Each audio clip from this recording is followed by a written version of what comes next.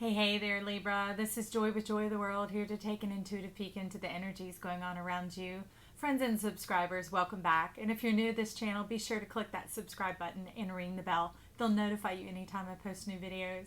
Also, if you find you like the content we provide here at Joy to the World, give us a big thumbs up, like, and share. And also to all of you who've given donations of any size, is greatly appreciated to keep this channel going. I thank you so much. So, Libra. I've got to tell you, I might have to take a peek at my notes I was jotting down yesterday when I was getting in the flow for your read of what we were laying out here. And you threw a monkey wrench. You stalled the read. You're like, we're not stepping into it. We saw something we need to know.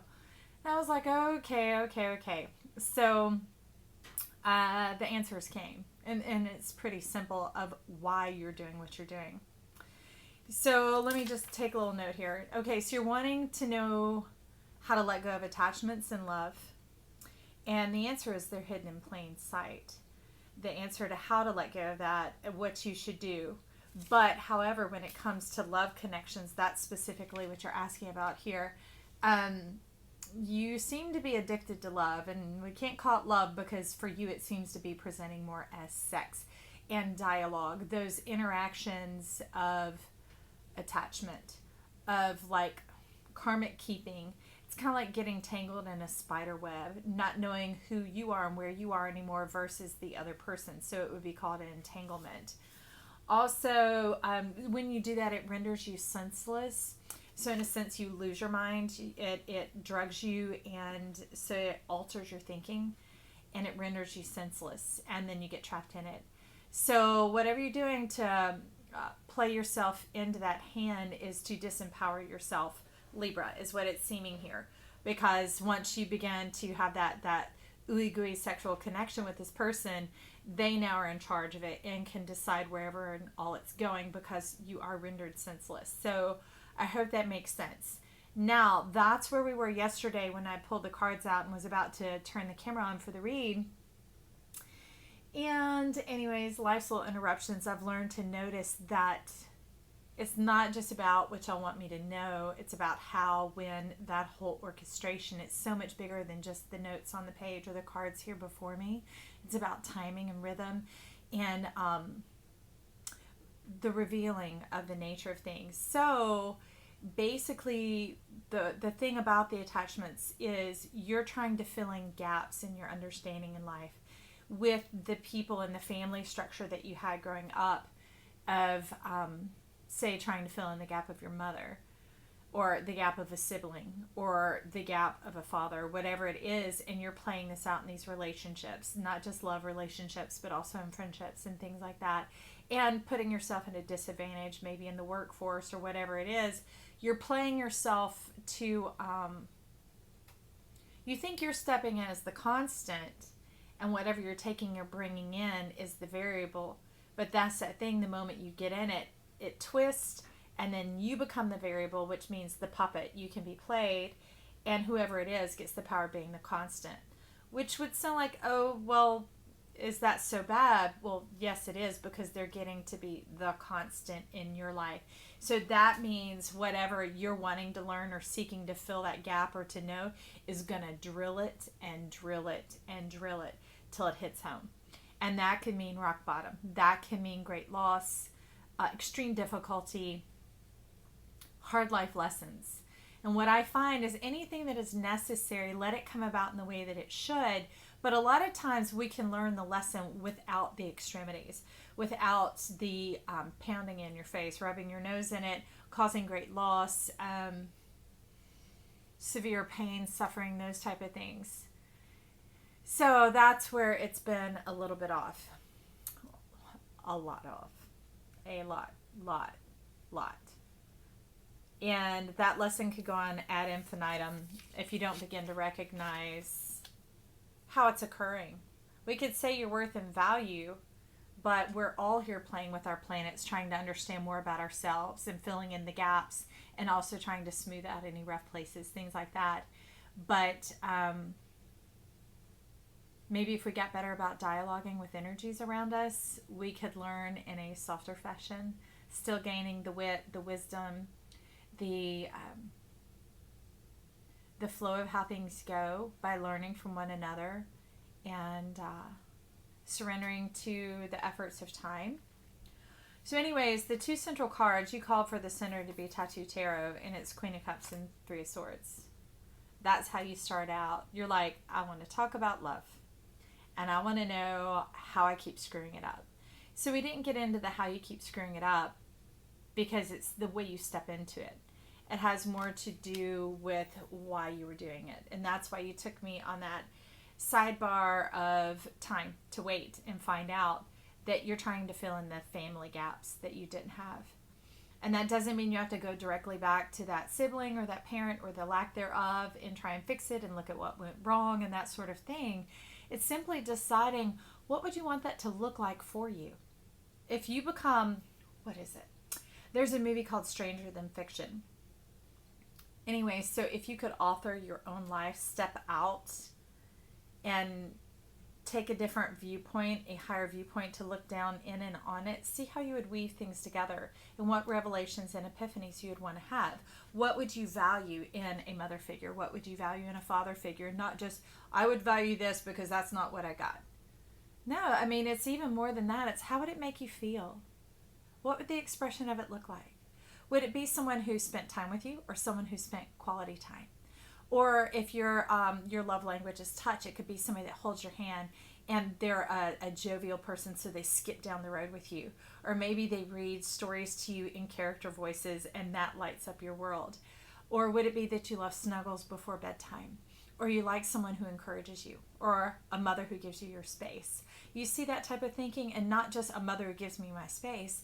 A mother who gives me my space because that makes me feel like she trusts my authority and my decision making. Can you see where that's kind of going? So this is kind of mental dialogue and expression and feeling out and moving through the plasma and through those energies without having to relegate yourself to this perpetual ending that you're having, because I do see unnecessary loss in it. I see great expense and expenditure of both time and energy, which can off-put your track. Sometimes by several cycles, and cycles is what it is depending on the planet and the house and all that, and it's not saying that's the end all be all, but you could choose to begin today, which is obvious because you called in these cards. So we're going to jump down beneath those first, and then we'll go back and take a look out beside them. So down beneath the Queen of Cups we have a 10, which should be perfect, right? Except it's called Unfinished Symphony. And this is like having your heart on a string, having this ideal vision of what it's going to be like, or seeing the ideal of this person. And I'm not so much saying that you're painting it up. It's that you're believing your first impression in what they're selling you. So a lot of times people will sell you the better version of themselves, because if somebody can believe it, then that person who believes it is almost like the investor, the one who's coming along to say, okay, I'll help you be that. And they can be tapping into your potential at that time, to your energetic goods. But if somebody's already misappropriating their own energy, it's oftentimes that when they get a hold of someone else's energy, they're going to use it to do more of what they're already doing. Just like I say, alcohol is like an amplifier. So whatever type person or personality that someone has, it just turns the volume up and you get more of that and then some. So that's kind of what you see going on in their life. So you need to take one step back from the beginning, is not stay mistrusting or, kind of like watching through the lattice, like that type of thing. It really is having a second self, your own second opinion. Like if you were authoring your book and you were sitting back, not scrutinizing them, but checking in, you're saying that second person is your feelings. And you'll think, how'd that person really make me feel? How'd I feel summarized when I left their presence? How'd I feel when I was in it? If it has a lot of static, a lot of drag, a lot of pull, it might seem very powerful, very full of chemistry and things like that, but it can also be a chemical reaction. And that tends to show signs of karmics, like peach blossom, that type of learning, where there's going to be a working of your energy, not a sharing, okay? And that disenfranchises, and someone's going to lose, although both people are losing because it's coming in against the will, working against the grain. It has nothing to do with flow. That's just a little background on that. So underneath that one, I'm going to go ahead and clarify, because we had one of the Tarot of the Spirit come in, but it came in and it was driven out. Let's see if it goes that way. Yeah, it was driven out sideways. And somehow, like, trying to confront your feelings is how you think you're going to resolve this. Like mental progress, like processing it mentally. Let me go in there and I'm sure I'll figure out my way through it. I'll figure out how to work this. Because see, it's the 10 of Earth. It should be a lot of peace, a lot of personal satisfaction and mastering of the self, like the Jovian archive, that type of thing. But in this case, you're showing me that you're the one being worked.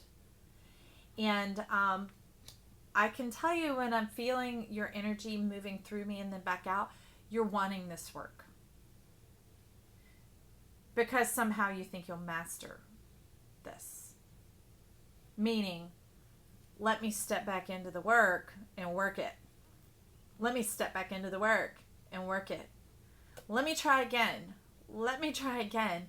And the thing is that's what the work is. What you have received, what it has produced, what has ended up in your life is how it will go. They're telling me, and what you're showing me here is the difference comes in the beginning of having that second person there, that mindset of yourself to reflect and look before you're already being attached. Because it's almost like the energies that you dialogue with energetically have octopus type tendencies, okay? So there's that latching on attachment. They get your fertilized energy and then it ends in death, okay? It ends in a profusion of whatever that octopus energy is coming in for, and I have nothing for or against them. It's just the image that you're showing me. And then it ends in death. And that's expensive. I have a very strong Pluto placements, and death and resurrection is expensive on your soul. With the time too, and the overlay of how those cycles play out and what you miss out in the meanwhile, which means it's like a double debt, like burning the candle at both ends.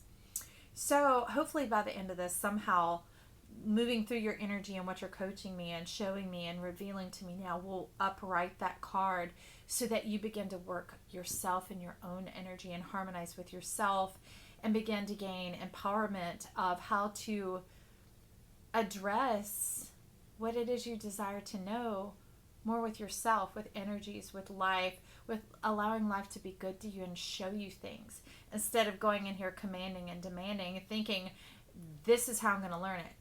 It looks like a battering ram hitting the door that you're going to go on in, all the while not realizing you're the prince or the princess of the castle.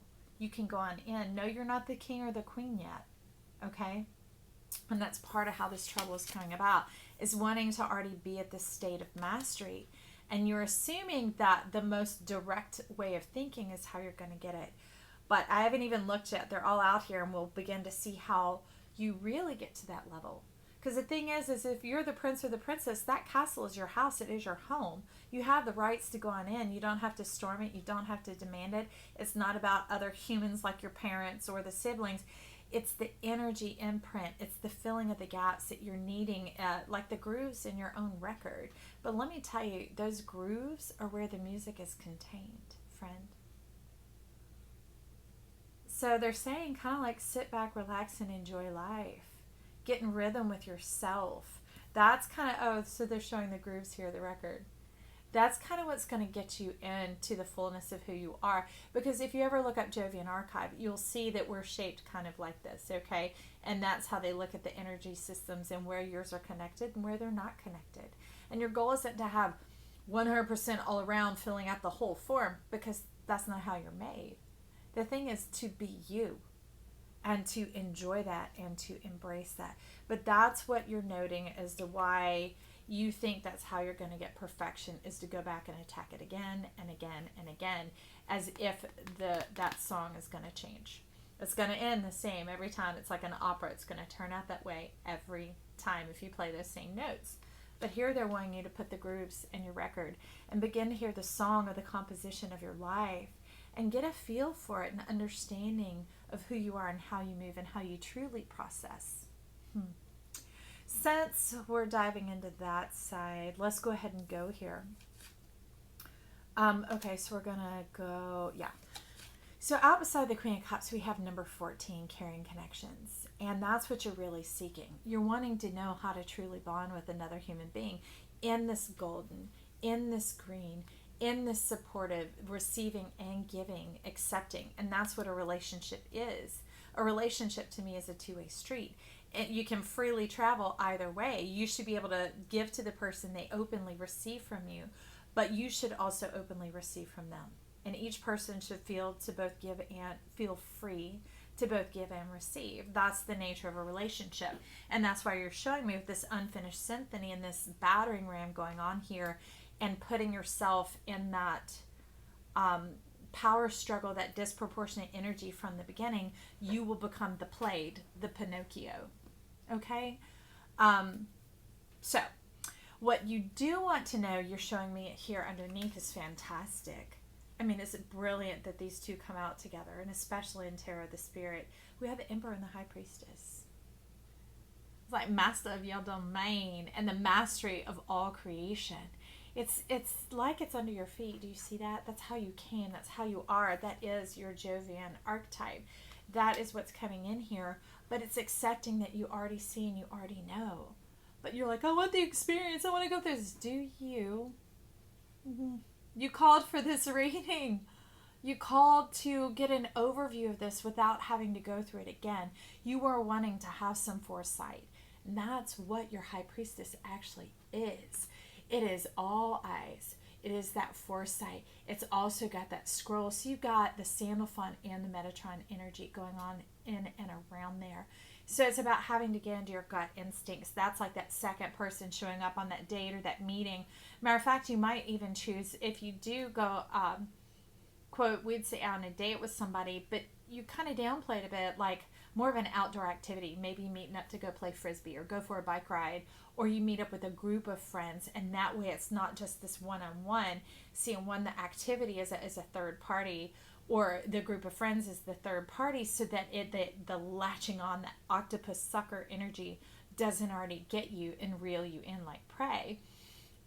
So that's the being one step removed, as opposed to, hey, let's go hang out and we're already kind of touchy-feely. You have the bit of activity so that there's a form and a way to connect, or you have others around so that there's conversation, dialogue, that type of thing to expand it.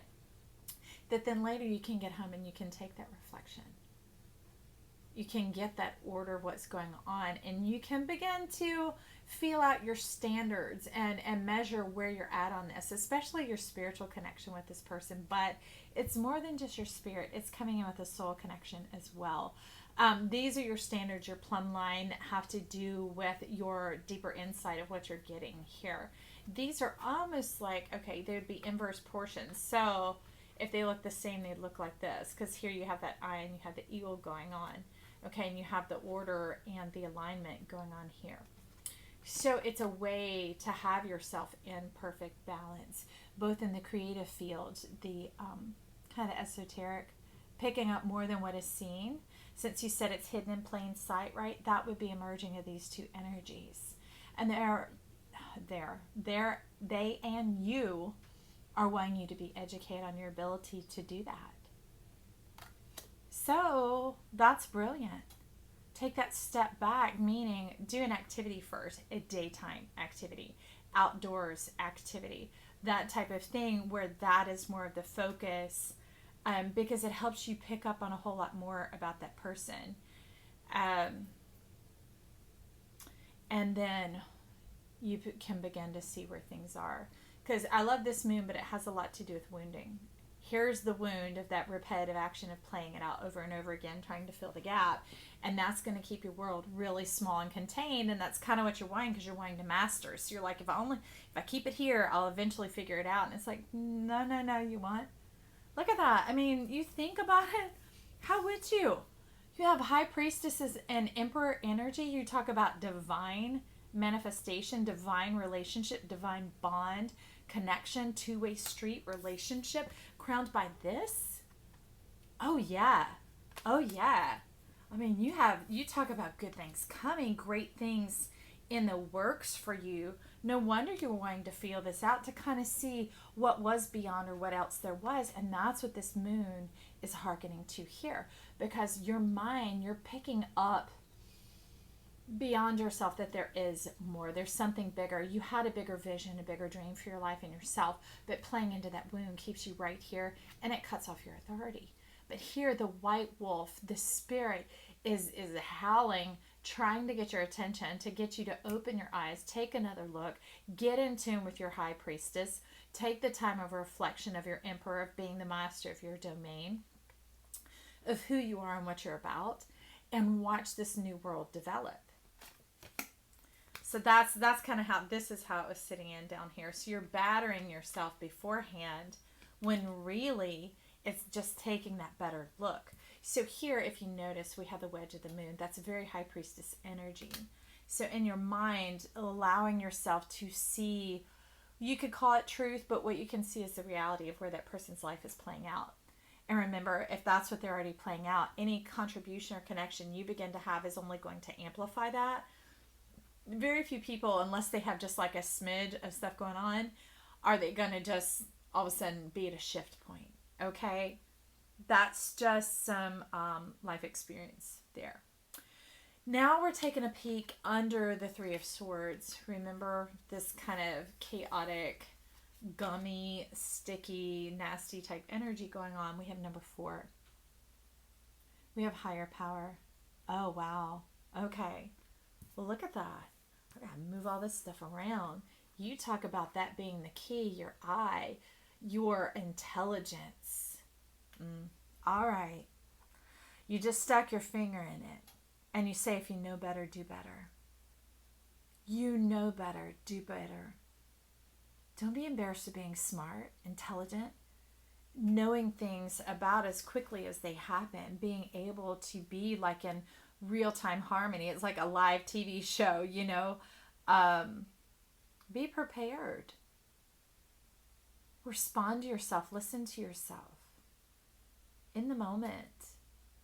You know better, so do better. Okay? That's the higher power that you have, the difference that you have in this being wounded, this being hurt, this relationship is you're like knowingly stepping into that. And of course we found out why, that battering ram of I'm storming the castle, I'm storming the castle. It's like, why storm the castle? If you're prince or princess, you know, it is your home. You have rights there. You're just not the final authority yet. But when you choose to see how to operate in your high priestess and emperor, that is your graduate level course. That is what takes you to the king or the queen.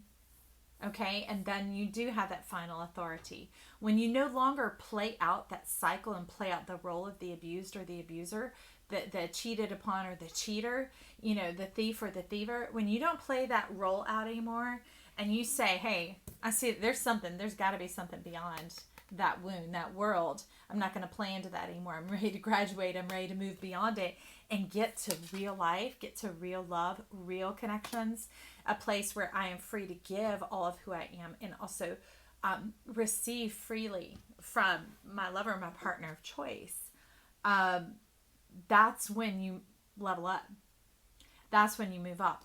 And that is when this wound is over. Okay? There's no more battling for anything about who you are. For in this case, it's more of that surrender to like, really, I don't have, you're turning it now. You're like, really, I don't have to do that anymore. Just be myself. And somebody will get me. They'll love my song. They'll love the groove in my record. Like I hear the song going, grooves in the heart. Grooves in the heart. Yeah, exactly. Groove is in the heart. You groovy, baby. Groovy like smooth there. So just go ahead and accept it, because what you show me here, you are the cornucopia. You the whole bag of chips. You the bomb.com. You're all of that. Shine, beautiful one. Shine bright, you mighty sun. Be there. Be who you are. Be abundant. You're so free and open and sharing that having to be in this energy, blah. You talk about expensive and squandering. You talk about no wonder feeling like you had to batter the ram going on there. No more. That's the old day. That's the old way of doing things. It's not how it genuinely is. This is how it is. This, they're telling me, is acceptance. It's got 11 at the top, and that's psychic intervention. That's intuitive, intelligence type gifts. And that's this. So really, I see a big key being that high priestess, or in this case, remember on this side, the higher power. And that brings order to the chaos, which is what this unfinished symphony was. It was like insidiousness is what you're telling me that Three of Swords was. So that means it was pervasive and repetitive and like sickening, like dashed your immunity and diminished who you are, which took time to come back from. That's how I know, because underneath cornucopia, let me do a deep dive. Hang on. I sit up kind of high on these days that I work over here. And so anyways, underneath that, we have the Wheel of Fortune coming directly in, and then the Sacred Cord, or the Two of Water. So it takes a while to get back on page with yourself again, to begin to believe in yourself again when that has happened. But you're at this state now, having been between relationships or really tapering off one that you don't feel like, I hate to say it, but kind of black and blue, battered and bruised, like soul warfare going on, that now you can kind of hold your head up and be slightly stable and steady to sort of think clearly again. Because remember to rest your mind. Those attachments and connections that you have with your sexual partners have really been a huge undoing for you. But as we can see, day is breaking and dawning here, and you can begin to recognize that, do I really want to pay that price again? Do I want to pay that price again? You're saying for love. That's not love. Okay? This is love. Caring, partnership, connection, two-way street. The other is a game, a tug of war, a struggle, a mastermind, a puppetry, a winner, a loser, that whole thing. That's not what love is, okay? So we're going to take a peek here at the runes that came in underneath it, and y'all got to go catch the timer on my oven. So hang on.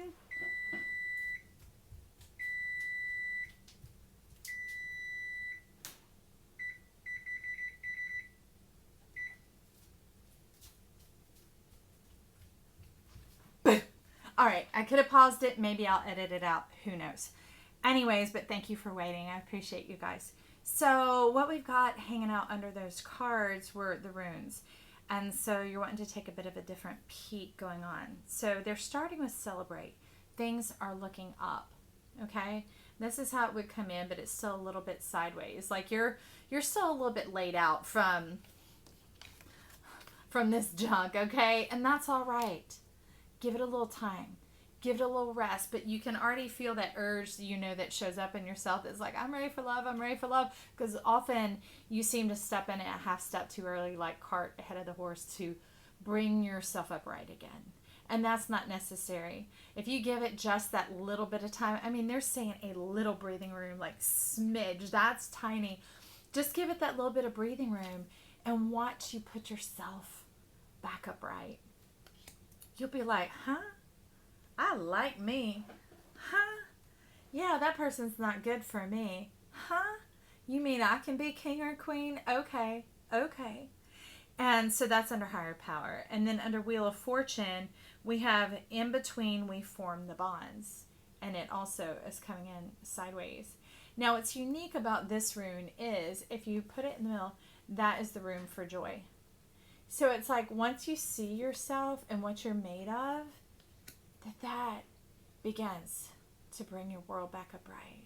That begins to restore your power, your authority, your ability to see things clearly, to resonate at this frequency, because it is the two. It's getting on the same page with yourself and understanding what you're made of.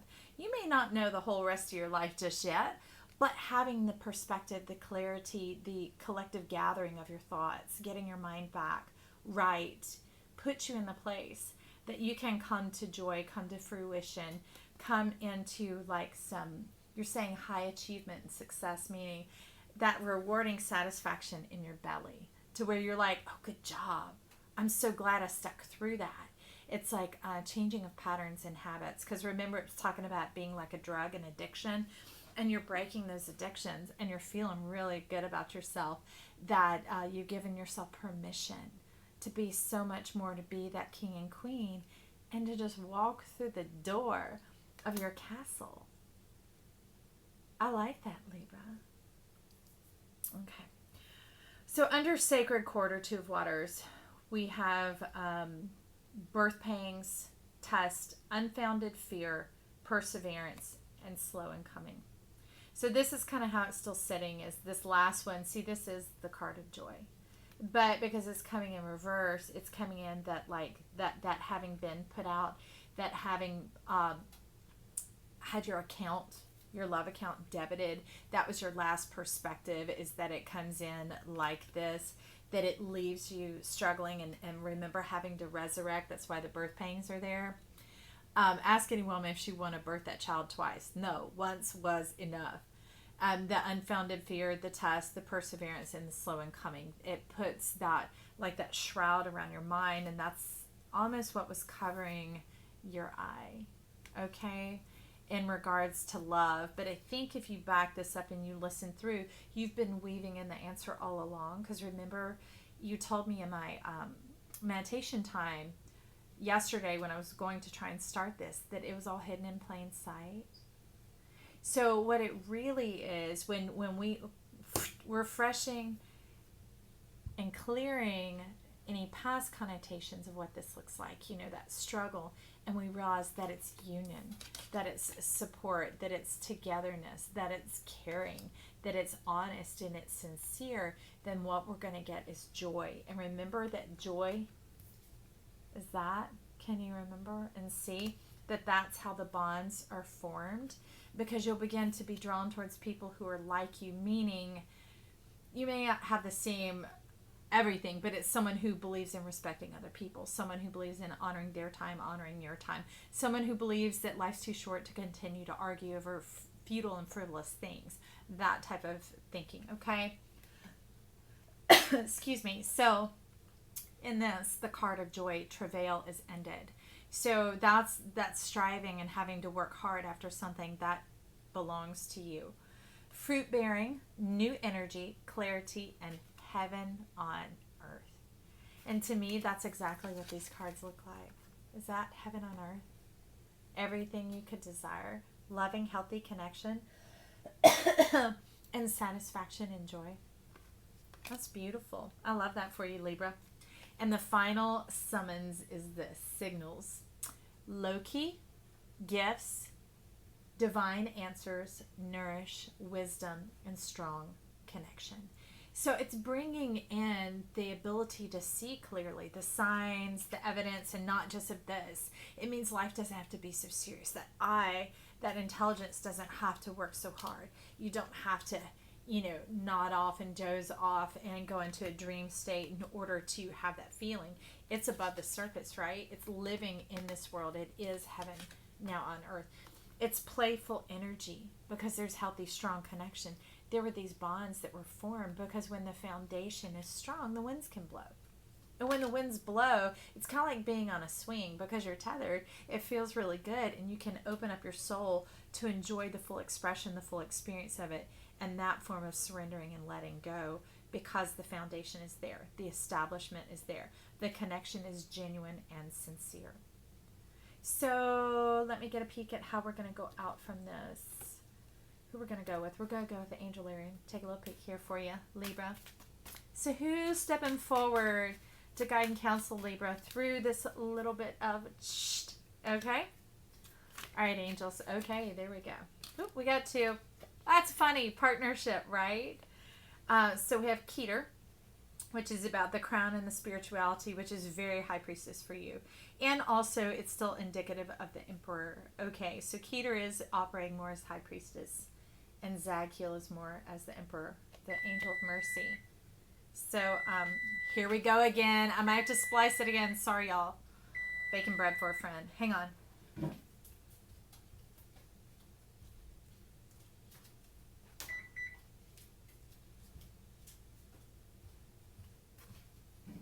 Okay. If we wait till everything's perfect, we sometimes won't get things done, right? So I appreciate your understanding in the midst of this, that you can realize I'm at home sharing this opportunity and this time with you guys. So we have Keter and Zagkiel, and Keter is coming in more as the High Priestess, and that's about being covered and protected in yourself, that giving yourself permission to see the truth and to know the truth, and to find what aligns with your belly, with your instincts, and how they confirm one another, and plays out like the cycles no longer plague or play on your mind, and you're able to bring in this world your true feelings. And here it's almost like it accelerates you, like it gives you the ability to move more quickly. I think they're kind of like hinting at making up for lost time. So they're saying like a little bit of catching up to do, making up for lost time. And it's not like you're going to miss the bus, but all of a sudden you're not being dragged or weighted down by, you know, having to navigate with a blindfold on, because you have your eyes to see. You can get about what you need to do, see it, recognize it, get it done, check it off, and get moving. Simplified. That's what Zagkiel's talking about. Simplification. How beautiful. That's wonderful. Hey Libra, I appreciate all your patience with my timer on my oven. Also giving me your time to walk through this energy with you, and bring in some road signs, some perspective for you to be able to see what that energy is that you were wanting to check out. I think it's so worth it. I think it's fantastic that you're seeking true, genuine connection, and the satisfaction and goodness of life. I vote for it. I'm all for that for you, Libra. I'm happy to have you happy. It makes our world a better and brighter place, and it's beneficial for us all, so go for it. Hey, I love you. We'll talk soon.